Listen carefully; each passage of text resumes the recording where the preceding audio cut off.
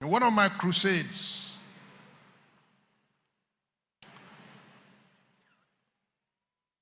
I asked all the women who came to the crusade barren over the years, and they now have babies. I asked them, bring out those babies, let me see them. And they brought 300 children. Then I said, well, Yemi, you've preached in the crusade before. Then I said, I don't want to lose them. They should grow up where they were born. Samuel grew up in Shiloh until he became. So I don't want them to scatter. So I asked them to form a choir. And they formed children choir, 300 children. And they sing in my crusade every year. Their mothers join them.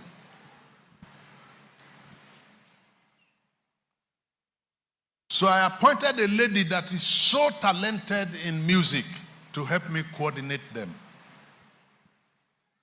Yemisi was coordinating them and organizing them. The ones that don't know how to sing yet, she will back that one while they are singing, because that one is part of the choir. The ones that cannot sing, she will carry one here and be leading and directing. It's a sight to watch. One day I was preaching in Zaria, and they called me that Yemisi fell down and died. And I left the crusade that I was weeping, and I was saying to God, so I will not hear Yemisi again singing. I packed my load and started traveling down. I met her in the University of Ilorin Teaching Hospital, almost lifeless. And I went to her and held her leg. Muwake!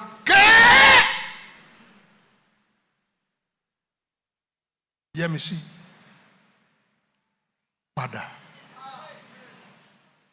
Ta ló máa bá mi tọ́jú àwọn ọmọ wọ̀nyí?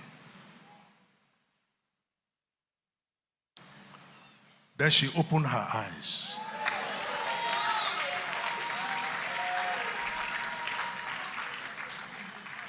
And looked at me and said, Dad, why did you call me back? I had entered gate 6. It remained 1. And the angel to open gate 7 put hand on the handle to see. And gate 7 is a glass door. And I could see paradise. I was already seeing Abraham.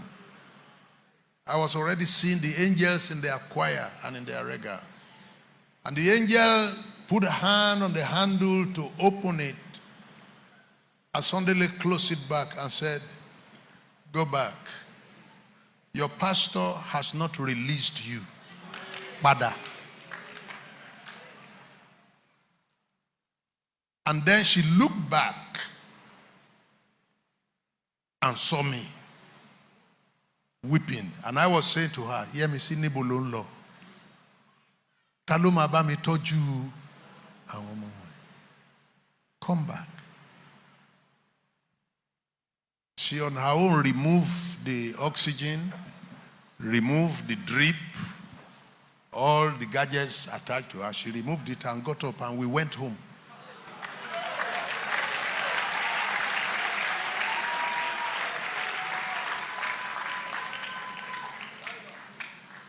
Ó jẹ́ wá nǹkan ṣe. Lọ́jọ́ tí ogun bá le ká lè rọ́rọ̀ sọ.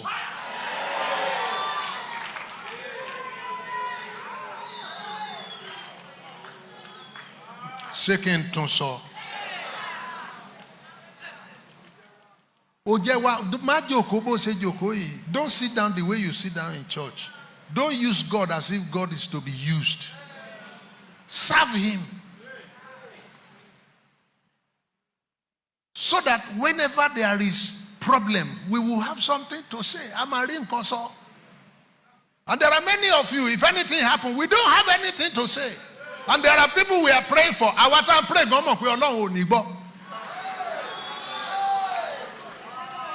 because go see basis. Religious prayers, political prayers, we do that a lot. Otherwise, we no lo tún máa sọ pé o ní kẹ́ gbàdúrà fún pé o gbàdúrà fún. Àwa tá ń gbà tí mọ̀ pé àdúrà yóò lè gbà. Eléyìí ò lè, Ọlọ́run ò lè gbọ́ àdúrà eléyìí. Ó jẹ́ wá nǹkan ṣe so that ọjọ́ tí ogun bá lé, a ó lè ṣe kí ni? A lè rọ́rọ̀ sọ.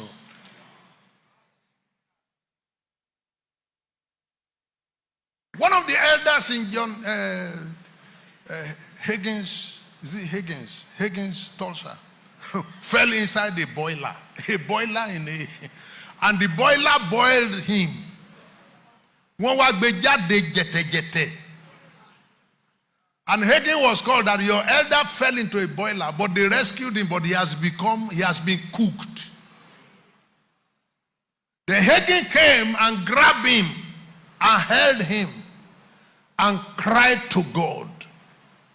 And an angel of God appeared and repaired all the damages in the body and told Higgins, go back with your elder. Go back to church with your elder. Because he's a serving elder. And if we allowed him to go, we will miss him. I pray that you will add value to your discipleship.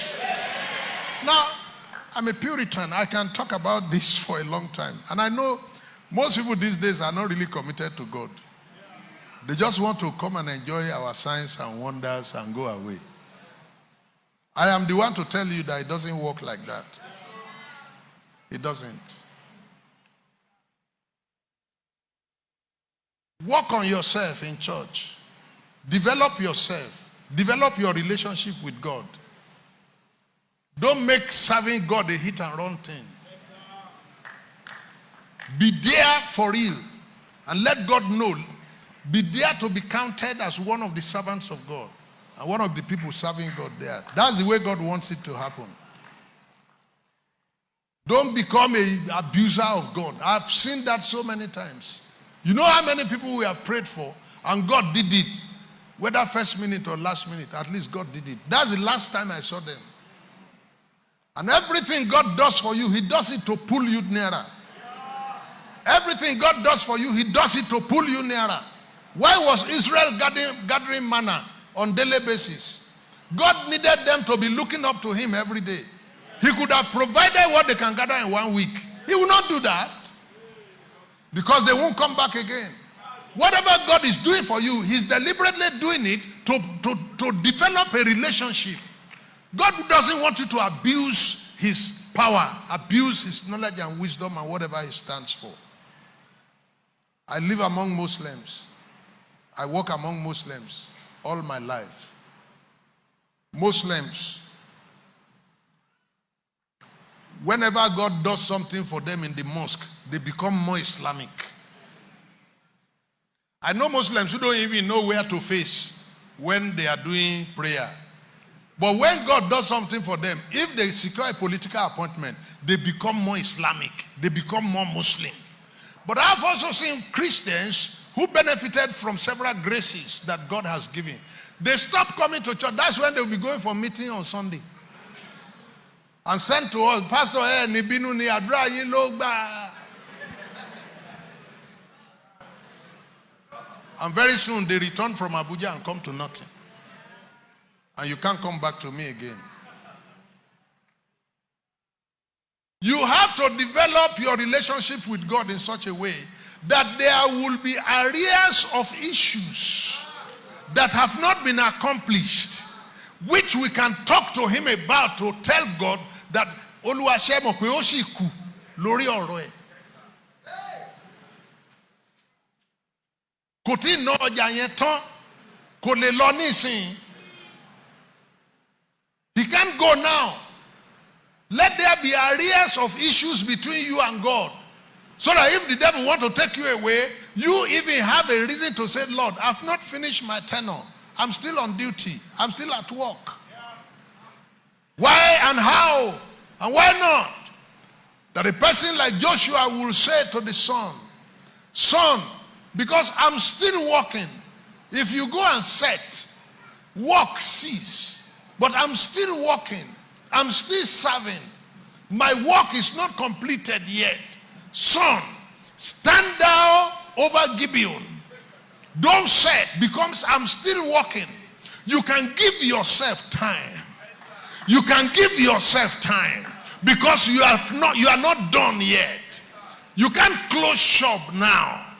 You can order your time. You can command your opportunities. Now it says, moon, don't stay where you are. I'm still working. A workman is a very powerful man.